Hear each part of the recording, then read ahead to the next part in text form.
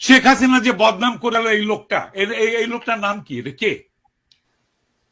উনি উনি একজন শিক্ষক। তাজুল ভাই, আমার মনে হয় কি ব্যক্তিগতভাবে আমিও আক্রমণ। শিক্ষক, আমি শিক্ষকদের শিক্ষক। ওকে, আমি বলছি এখন পদ্মা সেতু, rail line, metro rail, elevated expressway, third terminal, Hatirjheel প্রকল্প, পূর্বাচল 300 ফিট, উড়াল সেতু নির্মাণ, বঙ্গবন্ধু যমুনা সেতু, যমুনা রেল সেতু, সমুদ্র সীমা বিজয়, বঙ্গবন্ধু স্যাটেলাইট, রূপপুর পারমাণবিক বিদ্যুৎ কেন্দ্র, Karnaphuli tunnel, Cox's Bazar rail line, Cox's Bazar আন্তর্জাতিক বিমানবন্দর, ঢাকা ও চট্টগ্রাম এক্সপ্রেসওয়ে, দায়রা বিদ্যুৎ কেন্দ্র, রামপাল বিদ্যুৎ কেন্দ্র, মাথারবাড়ি তাপ বিদ্যুৎ কেন্দ্র, 119টি বিদ্যুৎ কেন্দ্র স্থাপন, পায়রা সমুদ্র বন্দর, 100টি ইকোনমিক জোন, 560টি মডেল মসজিদ, 1681টি মাদ্রাসা ভবন নির্মাণ, কওমি মাদ্রাসার স্বীকৃতি, উন্নয়নশীল দেশের উন্নতিকরণ, রোহিঙ্গাদের আশ্রয়দান, সমস্ত দেশকে রেলওয়ের আওতায় আনার উদ্যোগ, ফ্লাইওভার নির্মাণ, মহাসড়কগুলোকে 4, 6 ও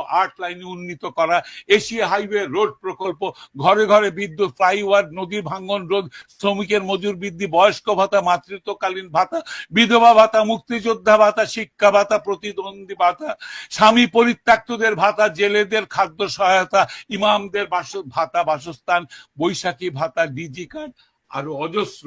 আমার দম কুলাচ্ছে না এতগুলো পড়তে।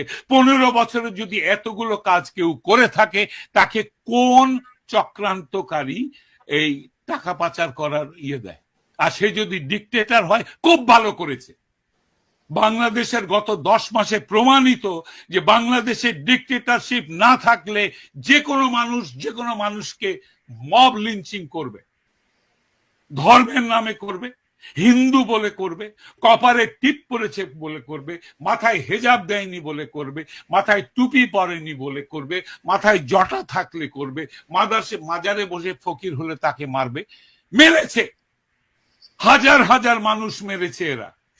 ডিকটেটরশিপ ছাড়া এটা কোনোদিনও কন্ট্রোল সম্ভব নয়। খুব ভালো করেছেন আওয়ামী লীগ শেখ হাসিনা ডিকটেটরশিপ করে।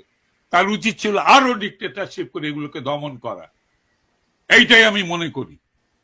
বাংলাদেশের মানুষের কপালে গণতন্ত্রের দরকার নেই। যারা জাতির পিতাকে হত্যা করে তার 54 বছর পর তার ভাস্কর্যের মাথায় পেশাব করে, সেই জাতির জন্য স্বাধীনতারও দরকার নাই।